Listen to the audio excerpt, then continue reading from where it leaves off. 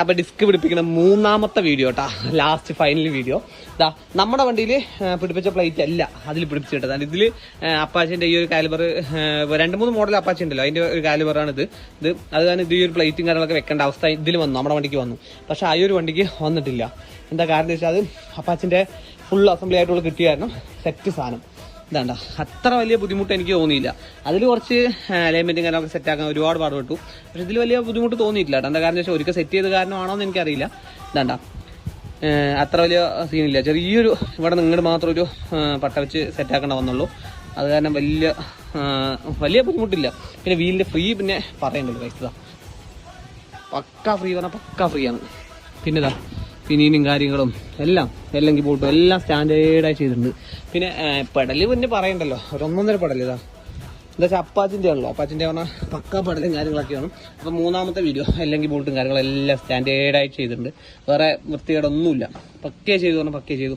പിന്നീട് ഒരാൾക്ക് അഴിക്കുകയാണെങ്കിലും അത് കറക്റ്റായി സെറ്റ് ചെയ്യുക. എക്സ്ട്രാ വാഷോ കാര്യങ്ങളൊന്നും സെറ്റാക്കിയില്ല.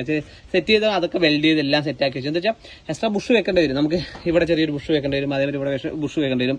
അതൊക്കെ ഇതിൽ തന്നെ വെച്ച് വെൽഡ് ചെയ്യും. നമ്മൾ ഒരാൾ ഇപ്പോൾ ഞാനല്ലാണ്ട് വേറൊരാൾ അയച്ചാലും അത് കറക്റ്റായി സെറ്റ് ചെയ്യാനുള്ള സെറ്റപ്പിലാണ് ഞാൻ അങ്ങനെ ചെയ്തിരിക്കുന്നത്. എല്ലാം വെൽഡിങ് കാര്യങ്ങളെല്ലാം ചെയ്ത് സ്റ്റാൻഡേർഡായി ചെയ്തു. നമുക്ക് ഇതിപ്പോൾ ഈ ഒരു കസ്റ്റമർ മച്ചാൻ തന്നെ അയക്കാനുള്ള എളുപ്പം ചെയ്തിട്ടുണ്ട്. അത്രേ ഉള്ളൂ. നമ്മുടെ സാധാരണ 2 ബോട്ട് ഒഴിക്കുക ഇതെടുക്കുക, അതിൽ എക്സ്ട്രാ വാഷ് വെച്ചിട്ടുണ്ടെങ്കിൽ അത് സ്പോട്ട് ചെയ്ത് വെച്ചിട്ടുണ്ട്. എല്ലാം നമ്മൾ എത്ര ഗ്യാപ്പ് ഉണ്ടോ അതിനനുസരിച്ച് വേറൊരാൾ അയക്കുക എളുപ്പം ഇടാൻ പറ്റുന്ന രീതിയിലാണ് എല്ലാം സെറ്റ് ചെയ്ത് വെച്ചിരിക്കുന്നത്. അപ്പോൾ ഇതൊക്കെയാണ് ചെറിയൊരു ഡിസ്കിന്റെ ഫൈനൽ വീഡിയോ കേട്ടോ. അപ്പൊ എങ്ങനെ ജസ്റ്റ് ഒന്ന് കമന്റ് അടിക്കട്ടാ.